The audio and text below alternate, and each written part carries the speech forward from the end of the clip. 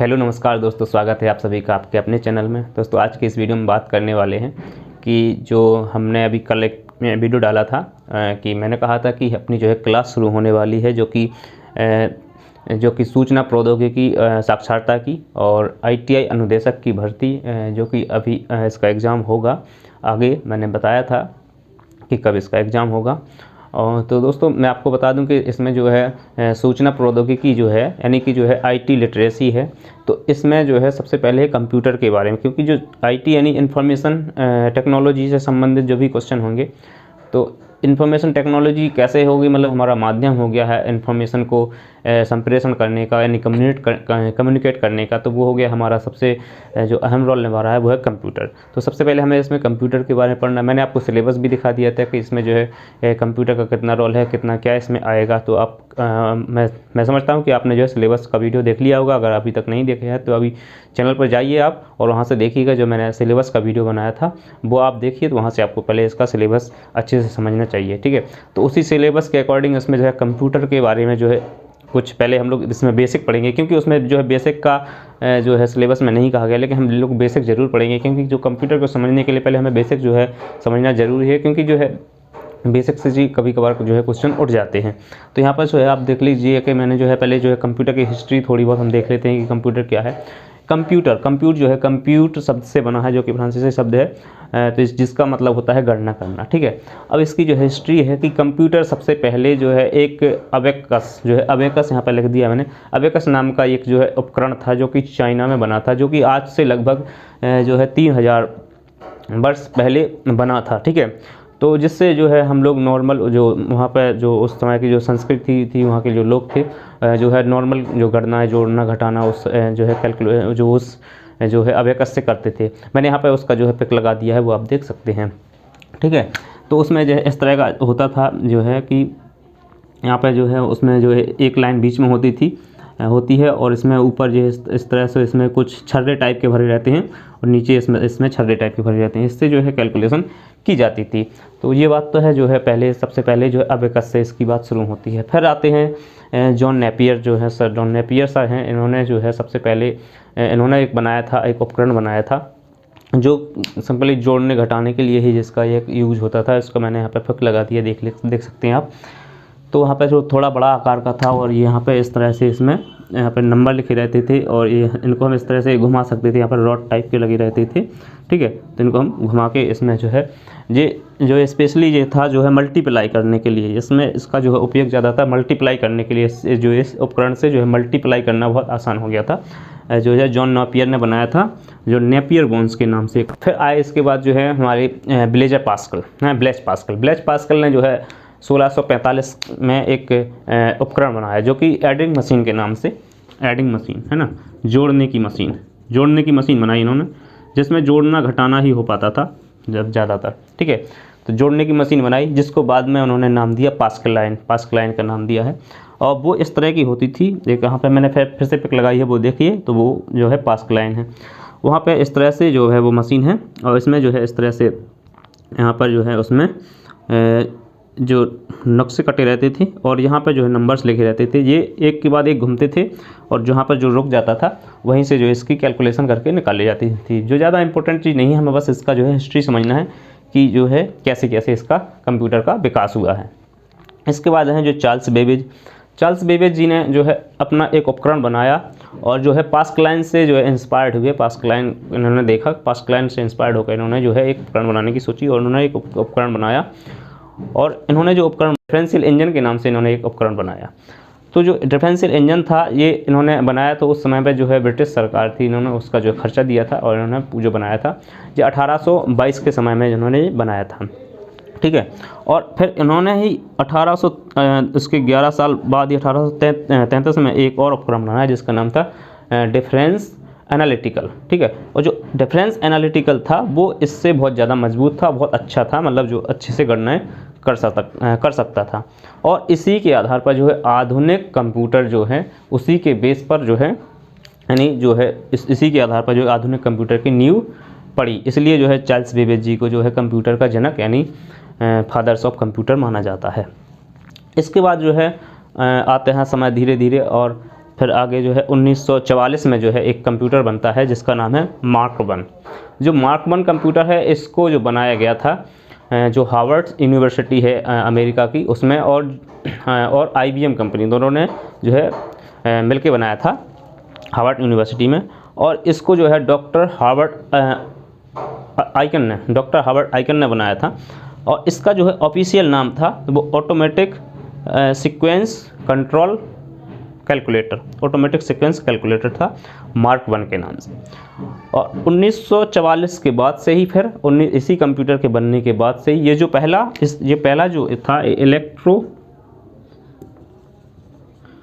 Electromechanical computer था ये, क्योंकि इसमें गियर वगैरह इसमें यूज हुए थे, गियर शाफ्ट का इसमें यूज हुआ था, है ना, जो इसमें गियर और शाफ्ट का यूज हुआ था इसमें, ठीक है।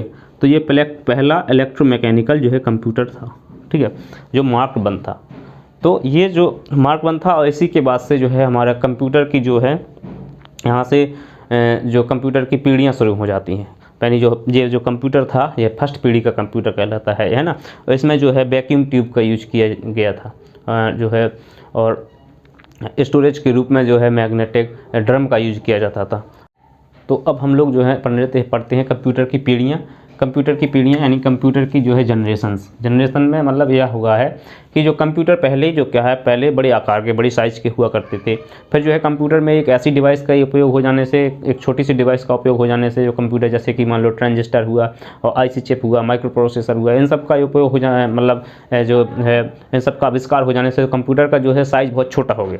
कंप्यूटर का साइज़ जैसे ही छोटा हो गया और इसका उपयोग बढ़ गया है और इसका जो है बहुत ज़्यादा इससे जो है फास्ट काम करना शुरू हो गया है। तो इस वजह से क्या हुआ, तो फिर कंप्यूटर को उसी के हिसाब से जो है इसकी पीढ़ियों में बांट दिया गया है। पीढ़ियों में ऐसे बांट दिया है कंप्यूटर को कि जो फर्स्ट पीढ़ी के कंप्यूटर हैं, जो पहले के बहुत बड़े बड़े कंप्यूटर होते थे और लगभग के एक कमरे के आकार के, लगभग एक रूम के आकार के होते थे, जैसे कि आपने अभी एक पिक्चर में देखा था जो मार्क 1 इस तरह के जो कंप्यूटर होते थे। तो सबसे पहले जो है मार्क 1 कंप्यूटर बनने के बाद जो है 1944 में जो है कंप्यूटर बन गया था मार्क 1। उसके बाद जो है 1946 में एक कंप्यूटर बना था ENIAC, जो कि जॉन मॉसली और प्रेफर एकर्ट बनाया था, ठीक है। जॉन मॉसली प्रेफर एकर्ट ने बनाया था इस कंप्यूटर को, ठीक है। और फिर जो है ये जो कंप्यूटर था प्रथम इलेक्ट्रॉनिक कंप्यूटर कहलाया है, क्योंकि इसका नाम जो है electronic numerical integrator and computer था, ठीक है। तो ये है पहला इलेक्ट्रॉनिक कंप्यूटर था। इसके बाद जो है एक दूसरा कंप्यूटर बन के आया, एडसॉक कंप्यूटर बन के आया, फिर इसके बाद एडवॉक कंप्यूटर बन के आया, और इसके बाद जो है एनीवॉक कंप्यूटर बन के आया, ठीक है। तो जो एडसॉक कंप्यूटर था ये भी एक इलेक्ट्रॉनिक कंप्यूटर था, electronic delay storage automatic computer था। ये जो है UK में बना था, यानी ब्रिटेन में। और इसके बाद जो है एडवॉक कंप्यूटर बन के आता, ये जो है अमेरिका में बना था। और ये जो दोनों है पैरेलल कंप्यूटर बने थे। ये जो पहला यानी ये फर्स्ट इलेक्ट्रॉनिक कंप्यूटर हो गया जो ENIAC कंप्यूटर, और जो एडसॉक कंप्यूटर था जो पहला जो है प्रोग्राम स्टोरेज करने वाला फर्स्ट कंप्यूटर था, है ना, प्रोग्राम स्टोरेज करने वाला स्टोर करने वाला फर्स्ट कंप्यूटर था। और जो है ये भी प्रोग्राम स्टोरेज करने वाला कंप्यूटर था। और जो ENIAC कंप्यूटर जो था ये भी USA में बना था, ये बनाया था उन्हीं ने जो है ENIAC को बनाया था, ठीक है, यानी जॉन मॉसली एवं प्रेफर ने। और ये बना था 1946 में बन गया था, और ये जो है 1951 में बना था। तो ये जो कंप्यूटर था ये प्रथम जो है कॉमर्शियल कंप्यूटर बना था, प्रथम जो है कॉमर्शियल कंप्यूटर बना था जो है ENIAC computer, universal automatic computer होता है ये। अब यहाँ पे जो है इसमें क्या होता था, जो फर्स्ट पीढ़ी के जो कंप्यूटर हैं इनका जो साइज़ बड़ा क्यों होता था, इनका साइज़ इसलिए बड़ा होता था क्योंकि यहाँ पे जो है वैक्यूम ट्यूब का यूज़ किया जाता था। किसका यूज़ किया जाता था, पेन भी नहीं चल रहा, वैक्यूम ट्यूब का, ठीक है। यहाँ पर जो है वैक्यूम ट्यूब का उपयोग किया जाता है, इसलिए जो है इसमें बड़ा साइज होता था। वैक्यूम ट्यूब जो है बहुत बड़े बड़े होते थे, है ना, और इसमें जो है एक कंप्यूटर में लगभग 5000-6000 वैक्यूम ट्यूब लगाने पड़ जाते थे। इस वजह से जो है इनका साइज बड़ा हो जाता था। तो ये है आपका फर्स्ट जनरेशन में। क्वेश्चन यहाँ से ये बनता है कि फर्स्ट जनरेशन में किसका उपयोग किया जाता था, तो वहाँ पे आपका आंसर रहेगा वैक्यूम ट्यूब का यहाँ से। और ये भी पूछा जाता है कि जो ENIAC है वो किस जनरेशन का कंप्यूटर है, ये प्रथम इलेक्ट्रॉनिक कंप्यूटर कौन था, प्रथम डिजिटल कंप्यूटर कौन था, है ना, प्रथम कॉमर्शियल कंप्यूटर कौन था। तो यहाँ से जो है आपके क्वेश्चन यहाँ से निकल के आते हैं फर्स्ट जनरेशन से। सेकंड जनरेशन में क्या है, सेकंड जनरेशन, फर्स्ट जनरेशन आपको जो है यहाँ पर संधि है 1944 से 1955 तक चलती है, और जो है सेकंड जनरेशन जो आपकी है 1956 से 1964 तक चलती है। इनका जो है समय जो है यहाँ पर जैसे मैंने यहाँ पे 1944 लिखा है, कहीं कहीं 1940 से 1955 तक दिया 55 तक दिया जाता है, तो जो है 1-2 वर्ष का इधर उधर अंतर मिलेगा, इस पर ज़्यादा नहीं जाना है। और यहाँ से जो आपके हैं सवाल ज़्यादा उठने भी नहीं वाले हैं, ज़्यादातर यही क्वेश्चन पूछा जाता है कि फर्स्ट जनरेशन में किसका उपयोग किया जाता है, तो आपका जो वैक्यूम ट्यूब, यहाँ से ये क्वेश्चन ज़्यादा इंपॉर्टेंट है और यही क्वेश्चन ज़्यादा उठता है।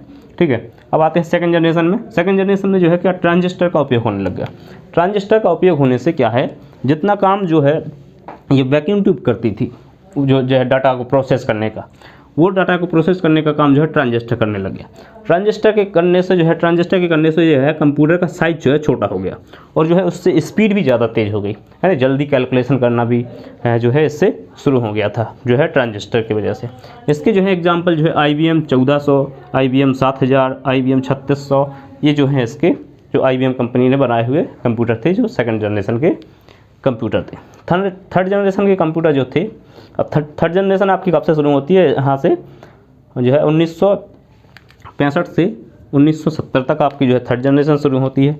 इस जनरेशन में क्या होता है, आपका जो है यहाँ पे पहले जो ट्रांजिस्टर का उपयोग होता था, उसकी जगह पे जो IC चिप का उपयोग होने लग गया तीसरी जनरेशन में। IC चिप का उपयोग होने से ये एक सिलिकॉन की बनती थी IC चिप, इंटीग्रेटेड सर्किट। ठीक है, तो ये जो है इससे भी छोटी होती थी, इसके साइज से भी ये छोटी होती थी, जबकि इससे ज़्यादा डाटा स्टोरेज करने में सक्षम थी, है ना, डाटा को स्टोरेज करने में, प्रोसेस करने में ज़्यादा सक्षम थी, इसलिए जो है इससे कंप्यूटर का और साइज छोटा हो गया, है ना। और इसके जो है एग्जाम्पल हैं आपके, इसमें जो है IBM ने इसमें भी बनाए थे, इस आपके थर्ड जनरेशन में IBM 360 और IBM 370, ये कुछ इसके जो हैं 2 एग्जाम्पल हैं। यहाँ से जो है एग्जाम्पल कम पूछे जाते हैं, फर्स्ट जनरेशन से ज़्यादा पूछे जाते हैं।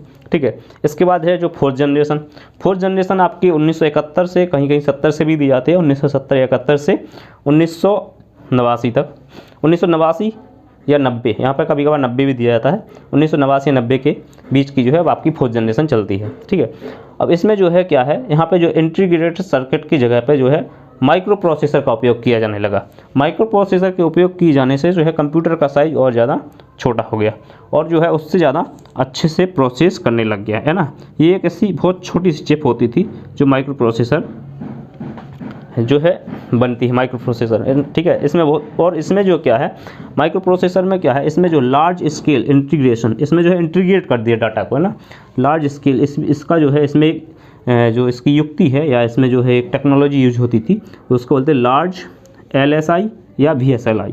ऐसे LSI मतलब लार्ज स्केल इंटीग्रेशन, और ज़्यादा, जैसे इसमें अगर 1000 डाटा को स्टोरेज, 1000 जो इसमें अगर स्टोरेज तक का इसमें स्टोरेज किया जाता है तो लार्ज स्केल हो गया। लगभग अगर 1000 से अधिक है नहीं का, तो उसमें वेरी लार्ज स्केल हो जाता है। तो वेरी लार्ज स्केल इसमें जो है 2 टेक्निक्स का इसमें यूज किया जाता है। माइक्रो प्रोसेसर जो भी, ये भी है सिलिकॉन की चिप टाइप की बनी रहती है माइक्रो प्रोसेसर का उपयोग होने से। यानी क्वेश्चन पूछा जाता है कि फोर्थ जनरेशन में किसका उपयोग होने लगा, यानी माइक्रो प्रोसेसर का। और इसके जो एग्जांपल हैं, जैसे DOS, disk operating system DOS है, और यूनिक्स है ना, और विंडोज़ है ना। तो ये सब इसी के जो है इसी में बने थे फोर्थ जनरेशन में। और जो एप्पल है, ये आपकी फोर्थ जनरेशन में, यानी फोर्थ जनरेशन में एक कंप्यूटर की क्रांति आ गई थी माइक्रो प्रोसेसर के बन जाने से। कंप्यूटर बहुत ज़्यादा सस्ते हो गए थे, बहुत ज़्यादा एफिशिएंट हो गए थे, बहुत ज़्यादा जो है यहाँ से एफिशिएंटली हम वर्क कर सकते हैं, स्पीड में वर्क कर सकते हैं, बहुत जल्दी कैलकुलेशन करना यहाँ से शुरू हो गया था, जो फोर्थ जनरेशन बहुत ज़्यादा डेवलप्ड हुआ। इसके बाद जो है आता है फिफ्थ जनरेशन में जो है आपका 1990 से जो अब तक ये चल रहा है, ये जो आपका फिफ्थ जनरेशन यानी 5वीं पीढ़ी चल रही है कंप्यूटर की। इसमें जो है अब कंप्यूटर की जो है इसमें अब जहाँ पे ऐसे यहाँ पे SLI और VSLI का उपयोग होता था, अब यहाँ पे जो है ULSI का उपयोग होने लगा। ULSI यानी ultra large scale integration. Ultra large scale integration का उपयोग होने से जो है आपकी जो माइक्रो प्रोसेसर होता था वो उसका साइज़ बहुत छोटा हो गया है, उसमें डाटा बहुत ज़्यादा स्टोर किया जा सकता है और उसमें डाटा बहुत ज़्यादा प्रोसेस किया जा सकता है बहुत कम समय में। तो उससे फिर क्या है, इसको AI कहा गया। क्या? AI यानी जो है आर्टिफिशियल इंटेलिजेंस, यानी इसमें जो है रोबोटिक्स में जो कार्य हो रहा है वो आजकल जो है आपका 5 जनरेशन का जो है वहाँ पे उपयोग हो रहा है, यानी 5th जनरेशन के वो कंप्यूटर्स हैं, जो रोबोटिक्स हैं वो आपके 5th जनरेशन के कंप्यूटर हैं। तो ये आपका जो है जनरेशन का आप यहाँ पे टॉपिक होता है, यानी जो है कंप्यूटर का ये हमने जो अभी पढ़ा है ये बेसिक पढ़ा है। यहाँ से कभी कभार जो क्वेश्चन आ जाते हैं, इसलिए जो है मैंने आपको ये करवा दिया है। इसके बाद से जो हम लोग कंप्यूटर में इंटरनेट पढ़ेंगे, क्योंकि जो हमारे हमको पहले सिलेबस के अकॉर्डिंग पढ़ना है, लेकिन सिलेबस से थोड़ा हम और ज़्यादा डीप जाएंगे, क्योंकि जो है कभी कभार क्वेश्चन डीपली पूछ लिए जाते हैं, है ना। थोड़ा सा डीप जाएंगे, ज़्यादा डीपली नहीं जाएंगे, क्योंकि ज़्यादा डीपली जाएंगे तो, क्योंकि जो कंप्यूटर में आप जो कंप्यूटर एक बहुत बड़ी शाखा है, इसमें आप PhD BSc और BTech यानी क्या नहीं कर सकते हैं। तो कंप्यूटर में उतने ज़्यादा आपको गहरे तक जाना नहीं है, आपको PhD इसमें करना नहीं है, आपको इसमें प्रोफेसर आपको बनना नहीं है, आपको तो एक एग्ज़ाम क्वालिफाई करना है। उसी के हिसाब से मैं आपको इसमें करवाऊंगा और उसी के हिसाब से पढ़िए, क्योंकि जो आपके एग्ज़ाम के रिलेवेंट है मैं उतना यहाँ पे डाटा ला रहा हूँ, क्योंकि जो कंप्यूटर का डाटा बहुत ज़्यादा है, बहुत कुछ पढ़ने के लिए कंप्यूटर में, आपको सिर्फ उतना ही पढ़ना है जो आपके एग्ज़ाम के लिए एग्ज़ाम के पॉइंट ऑफ व्यू से जो है रिलेवेंट है, और उसी डाटा को मैं आपके सामने लाऊंगा, ठीक है। क्योंकि पढ़ने के लिए यहाँ पे बहुत कुछ है, आप कंप्यूटर में पता नहीं तमाम चीज़ें पढ़ सकते हैं। इसके बाद जो है हम कंप्यूटर के प्रकार पढ़ेंगे, कंप्यूटर कितने टाइप्स के होते हैं, है ना। तो कंप्यूटर जो है एक तो होते हैं साइज के आधार पर कंप्यूटर, है ना, साइज यानी आकार के आधार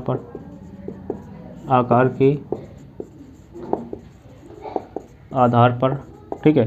एक होते हैं कार्य के आधार पर, कार्य यानी वर्क के आधार पर,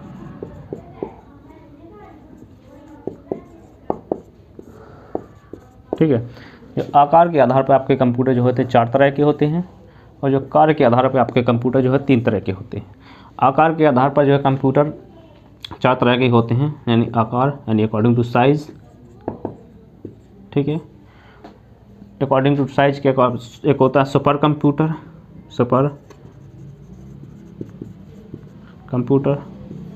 नंबर 2 स्याही खत्म हो गई, super computer, main frame computer, ठीक है। फिर आता है मिनी कंप्यूटर, और जो है 4 नंबर का आपका जो है माइक्रो कंप्यूटर।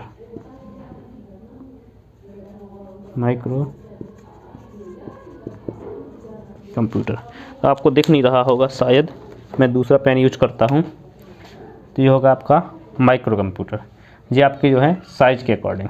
अब जो है यहाँ का मुझे जो है साफ करना होगा, तभी मैं लिख पाऊँगा, है ना।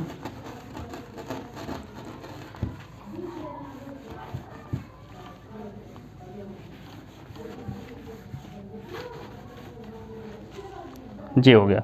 अब जो है आपके आकार के आधार पर हो गए, है ना। अब है जो वर्क यानी कार्य के आधार पर, क्या हो गया यार, चल जा थोड़ी और। तो ये हो गया हाँ आपका वर्क के आधार पर कंप्यूटर। एक तो एनालॉग कंप्यूटर, दूसरा होता है आपका डिजिटल कंप्यूटर, ठीक है। तीसरा होता है हाइब्रिड कंप्यूटर।